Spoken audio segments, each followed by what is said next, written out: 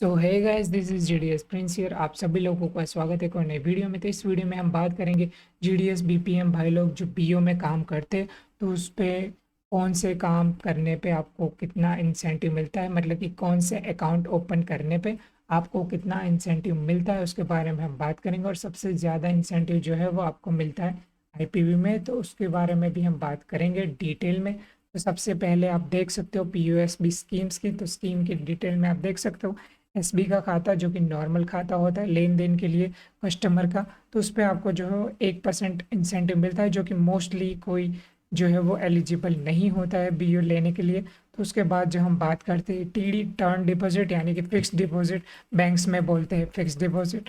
तो अगर कोई कस्टमर जो है वो 1 साल के लिए फिक्स्ड अमाउंट कराता है, तो उसके ऊपर जो है वो फिक्स्ड अमाउंट के ऊपर आपको जो है वो 0.5% का इंसेंटिव मिलता है। 2 साल या 3 साल के लिए जो फिक्स्ड अमाउंट कराता है, तो उसके ऊपर जो है वो आप 1% का इंसेंटिव ले सकते हो। उसके बाद जो है वो कोई कस्टमर है वो 5 साल के लिए जो अमाउंट है वो फिक्स कराता है, तो आपको उसके ऊपर सबसे ज़्यादा इंसेंटिव देखने को मिलता है, जो कि मिलता है 2%, 2%। और ये जो फिक्स्ड डिपॉजिट का अमाउंट है, मतलब कि इंसेंटिव अमाउंट है, वो आप इजीली कैश आउट कर सकते हो सीधा एसपीएम के थ्रू।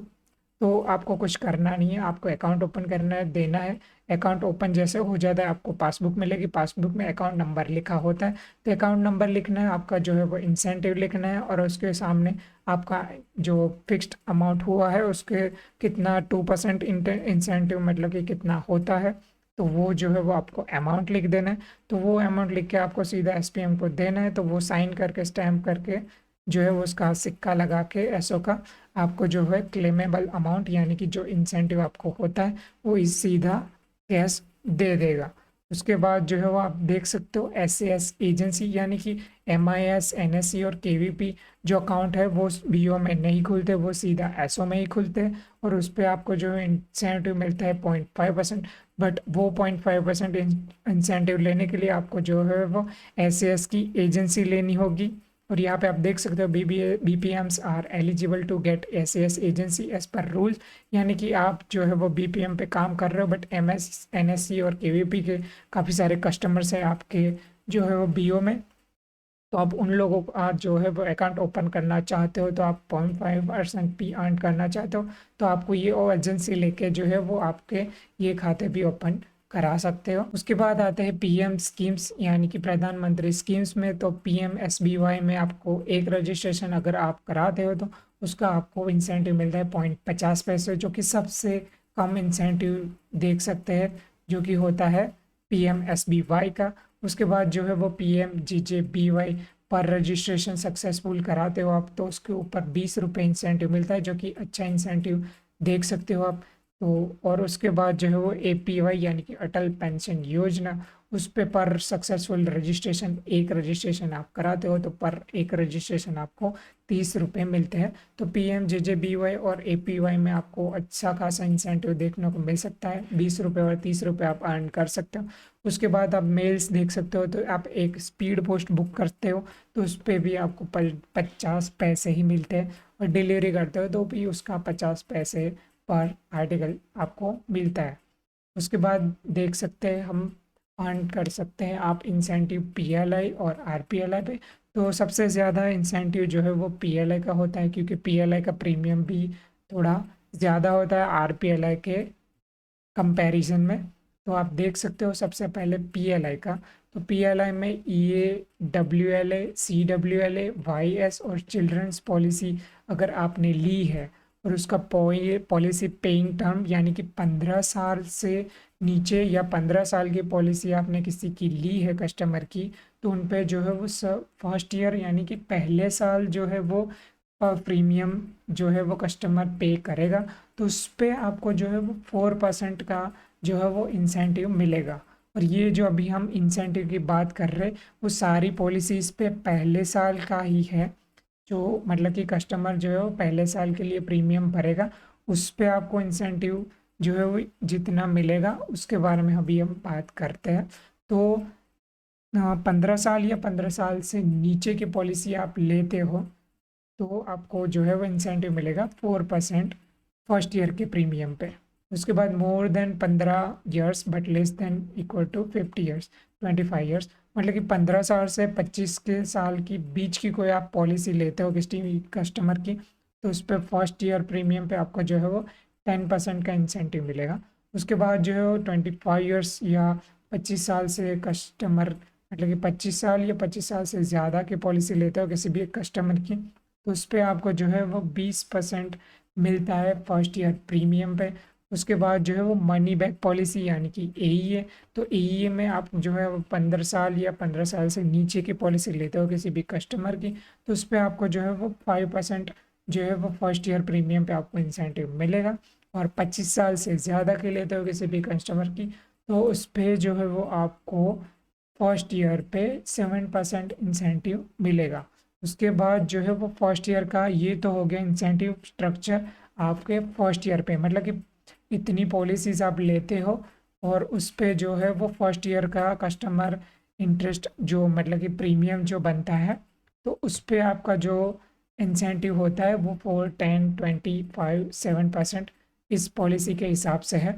तो ये आप जो है वो स्क्रीनशॉट लेके भी रख सकते हो। और ये उसके बाद हम देख सकते हैं कि ये फर्स्ट साल की बात करी अभी हमने कि पहले साल जो प्रीमियम पे करते हैं कस्टमर, तो उस पर हमको इतना इंसेंटिव मिलता है। बट 1 साल के बाद जो है वो पॉलिसी की सारी पॉलिसी टाइप्स होती है पीएलआई की, उस पर जो हो वो चालू रखता है कस्टमर पे करना प्रीमियम। तो उस पर जो है वो सारे रिन्यूअल प्रीमियम, मतलब कि सारे जो प्रीमियम पे करते हैं उस पर जो है वो आपको 1% जो है वो कंटिन्यूसली आपको मिलता रहेगा सारी पॉलिसीज़ पे। उसके बाद हम सेम आरपीएलआई पे बात करते हैं। तो सर आरपीएलआई में क्या है कि अलग अलग नहीं है, जैसे कि पीएलआई में देख सकते हो ईए, डब्ल्यूएलए, सीडब्ल्यूएलए, वाईएस, उस पे जो है वो फर्स्ट ईयर के प्रीमियम पे 15, 20, 25 साल ये यहाँ पे उसके ऊपर के लेते हो नीचे के लेते हो, तो उसके हिसाब से जो है वो इंसेंटिव थोड़ा ऊपर नीचे मिलता है। बट आरपीएलआई में ऐसा नहीं है। आरपीएलआई में सिंपल है कि सारी पॉलिसीज अगर आप किसी की कस्टमर की लेते हो तो उसके पहले साल का जो प्रीमियम होता है उसके ऊपर आपको जो है वो 10% का इंसेंटिव मिलता है। और रिन्यूअल प्रीमियम मतलब कि फर्स्ट साल से जो नेक्स्ट साल से जो कस्टमर पे करता है प्रीमियम चालू रखता है, तो सारी की सारी पॉलिसीज पे आपको जो है वो 2.5% का रिन्यूअल प्रीमियम यानी कि आपको इंसेंटिव मिलेगा 2.5%। तो गैस अब हम बात करते हैं आईपीवी के इंसेंटिव्स के बारे में। तो अगर जो है वो आप किसी भी कस्टमर का सिंपल अकाउंट ओपन करते हो आईपीवी में, तो उसके ऊपर आपको कोई भी इंसेंटिव नहीं मिलता है। बट अगर आप कोई भी कस्टमर का प्रीमियम खाता खुलवाते हो आईपीवी में, तो उसके ऊपर जो है आपको इंसेंटिव मिलता है 26 रुपी, जो कि आप देख सकते हैं एसबी अकाउंट विदाउट आधार सीडिंग 26 रुपीज़ का इंसेंटिव आपको मिलेगा। और उस पर जो आप ओपन करते हो प्रीमियम अकाउंट और उसके साथ साथ आप आधार सीडिंग यानी कि डीबीटी भी कर देते हो, तो आपका जो इंसेंटिव है वो 33 रुपीज़ मिलेगा। उसके बाद जो है वो अगर आप एसबी अकाउंट यानी कि प्रीमियम खाता खोलते हो, उसका आधार सेडिंग यानी कि डीबीटी भी कर देते हो और उसका जो है वो वीडीसी भी करवाते हो यानी कि वर्चुअल डेबिट कार्ड, यानी कि कस्टमर को गाइड करना है और आईपीवी का जो मोबाइल का एप्लीकेशन है वो डाउनलोड करवाना है और उसके अकाउंट को लॉगिन करवा के उसमें जो है वो आप वर्चुअल डेबिट कार्ड भी जनरेट कर सकते हो। तो वो अगर आप जस्ट जनरेट करके उस कस्टमर को दे दोगे, उसके जो है वो चार्जेस लगते हैं 23 rupees virtual debit card generate करने के। तो वो आप कर देते हो तो उसके ऊपर जो है वो आपको इंसेंटिव मिलेगा 48 रुपीज़। और CA with installation of UPI QR and 2 transaction within 30 days, मतलब कि करंट अकाउंट, मतलब कि जो आपने प्रीमियम अकाउंट ओपन करके दिया है कस्टमर को, यानी कि current account with installation of UPI QR, मतलब कि आप यूपीआई क्यूआर कोड भी आप जो है वो कस्टमर के इश्यू कर सकते हो और उसको दे सकते हो।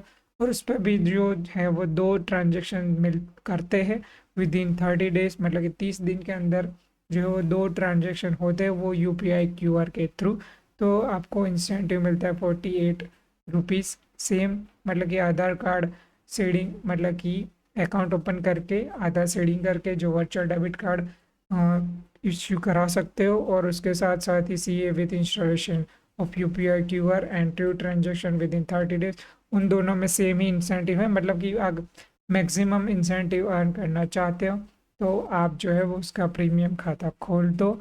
उसके बाद आधार सीडिंग भी कर दो और उसका वर्चुअल डेबिट कार्ड भी इश्यू कर दो, तो आपको जो है वो मैक्सिमम इंसेंटिव जो है मिलने लायक होता है 48 रुपीज़।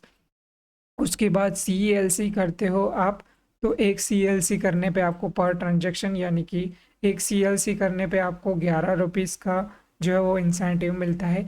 AEPS यानी कि जो किसी हमारे इंडिया पोस्ट पेमेंट बैंक में सुविधा है कि किसी भी बैंक का जो है वो कोई कस्टमर आता है तो उसका आधार कार्ड के थ्रू किसी भी बैंक का जो है वो खाता होता है तो उसका जो है वो अमाउंट विड्रॉ कर सकता है।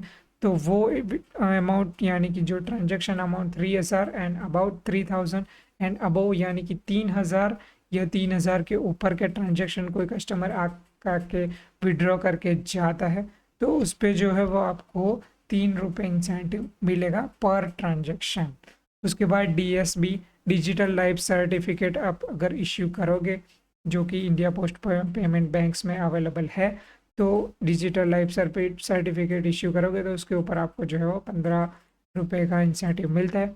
उसके बाद यहाँ पे GI पॉलिसी मतलब कि आई थी ग्रुप इंश्योरेंस पॉलिसीज़, तो उस पर अलग अलग पॉलिसीज़ पे आपको अलग अलग टाइप्स के इंसेंटिव्स है जो कि आप देख सकते हो। Motor insurance average premium amount 5,000 यानी कि 5,000 का जो है वो किसी का मोटर का इंश्योरेंस करते हो तो आपको जो है वो 195 रुपये इंसेंटिव मिलेगा। हेल्थ इंश्योरेंस मतलब कि 8,000 से किसी का ऊपर का हेल्थ इंश्योरेंस करोगे तो उस पर आपको जो है 312 रुपये इंसेंटिव मिलेगा।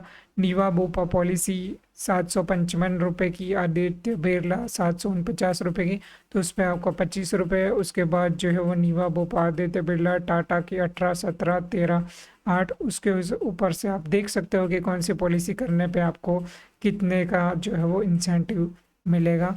उसके बाद जो है PMJJBY मतलब कि जैसे कि आप देख सकते हो SB में भी आपको PMJJBY PMSBY मिलेंगे, वैसे ही सेम आप इसमें भी जो है वो इंसेंटिव अर्न कर सकते हो ये PMJJBY स्कीम जो है वो IPV के अकाउंट में करके।